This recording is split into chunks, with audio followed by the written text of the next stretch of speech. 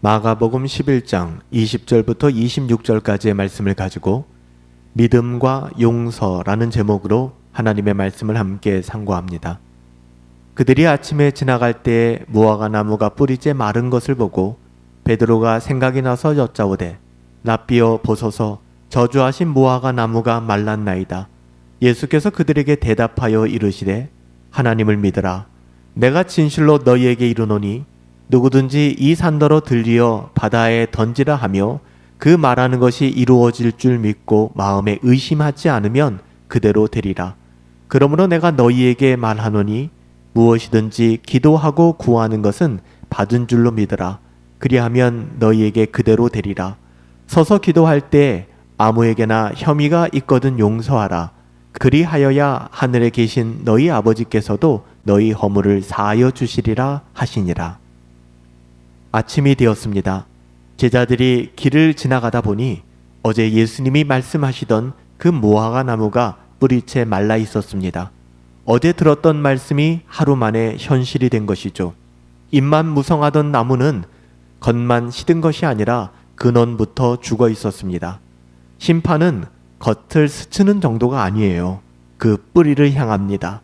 하나님의 진노의 도끼가 그 뿌리에 놓여 있다 하지 않습니까? 여러분 참 무서운 일이에요. 베드로가 놀라서 말합니다. 예수님은 나무에 대하여 길게 설명하지 않으셨어요. 대신 전혀 다른 말씀을 하시죠. 예수님 뭐라고 말씀하셨나요? 하나님을 믿으라.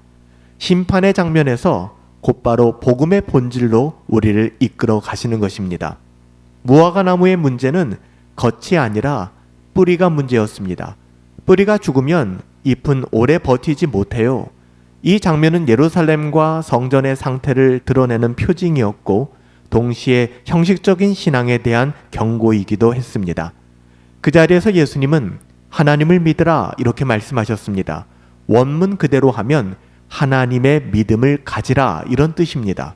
자신을 중심에 두는 믿음이 아니라 하나님을 중심에 두는 전적인 신뢰, 그것을 회복하라는 것이죠. 이어지는 말씀은 더 놀랍습니다. 주님이 이렇게 말씀하셨어요. 이 산더러 들려 바다에 던져지라 하면 인간이 견고하다고 믿는 구조와 체계조차 하나님의 권능 아래에 있다는 것을 보여주는 것이죠. 산을 옮기는 믿음은 자기 확신에 강한 상태가 전혀 아닙니다. 오히려 자기 확신을 내려놓는 태도이죠. 자기를 부인하는 과정입니다. 내가 할 수 있어. 나 하기 나름이야가 아니라 하나님만이 하실 수 있다라는, 하나님이면 가능하다라는 그 사실을 인정하는 것입니다.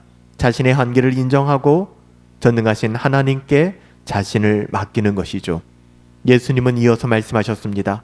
무엇이든지 기도하고 구하는 것은 받은 줄로 믿으라. 이 말씀은 우리의 욕망을 다 이루어 주시겠다라는 약속이 아니에요. 그렇게 오해하시면 안 됩니다. 하나님을 신뢰하는 자가 그분의 뜻 안에서 담대히 구하라는 기도의 초청인 것입니다. 하나님을 의지하라는 거예요. 전적으로. 참된 기도는 하나님을 움직이려는 시도가 아닙니다. 시중에 나온 책의 제목처럼 보좌를 움직이는 기도, 굉장히 경건하고 강력한 기도처럼 여겨질지 모르겠지만 이것처럼 불순한 표현은 없습니다. 우리가 어떻게 하나님의 보좌를 움직일 수 있겠습니까? 그런 기도는 없습니다. 오히려 하나님께 우리 자신을 맡기는 행위입니다.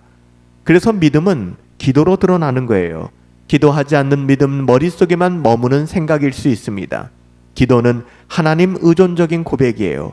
하나님, 나는 할 수 없습니다. 하지만 하나님은 하실 수 있습니다. 그러니까 절망하지 않는 거예요. 낙심할 수 있지만 낙심의 터널이 그렇게 길지 않을 수 있는 이유는 이 고백이 신자들에게 있기 때문이죠. 이 고백에 무릎이 꿇어지는 자리, 참된 기도의 자리, 여러분, 이런 기도가 멈추면 신앙은 쉽게 형식적으로 바뀌게 됩니다.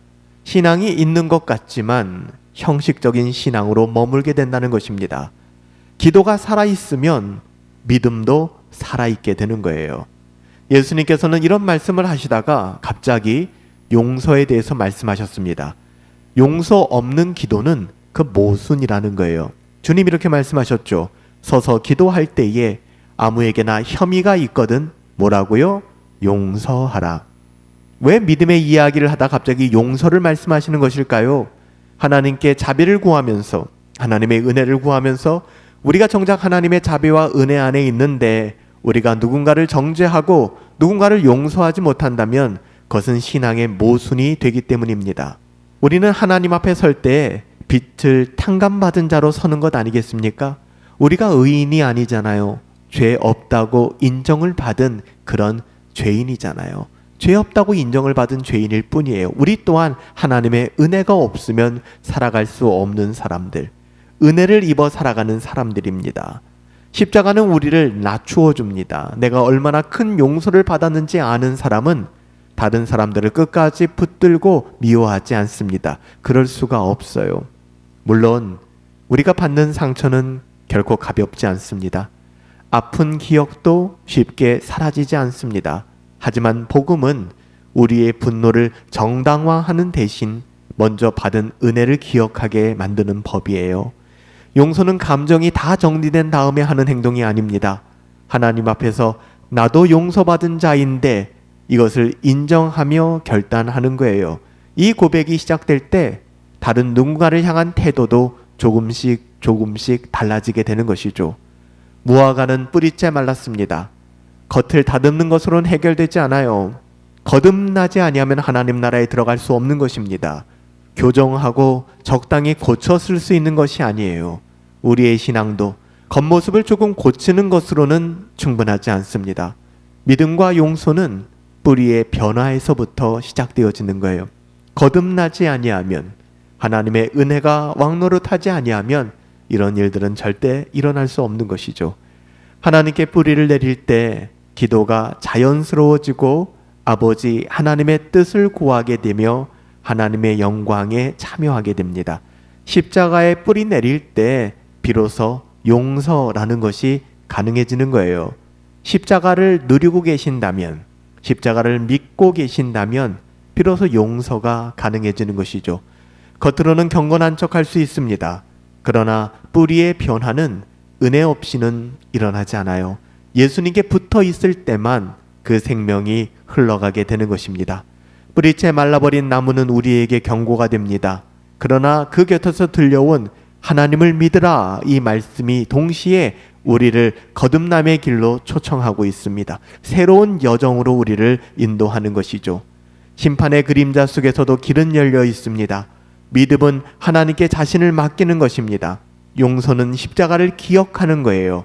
기도하는 사람은 결국 용서하는 사람이 되어 있을 것입니다. 은혜를 받은 사람은 그 은혜를 흘려보내게 될 거예요.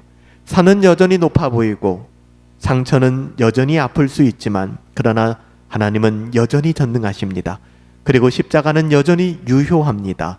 그 자리에서 믿음은 자라게 될 것이고 바로 그 자리에서 용서가 시작될 것입니다. 전능하신 하나님, 산을 옮기는 믿음을 우리에게 허락하여 주옵소서. 우리 자신의 확신이 아니라 주님을 전적으로 신뢰하는 믿음을 주시옵소서. 우리가 받은 용서를 기억하게 하시고 마음 깊은 곳에 있는 미움과 분노를 내려놓게 하옵소서. 기도할 때마다 용서하는 자가 되게 하시고 자비의 통로로 우리를 사용하여 주옵소서. 존귀하신 예수님의 이름으로 기도하옵나이다. 아멘.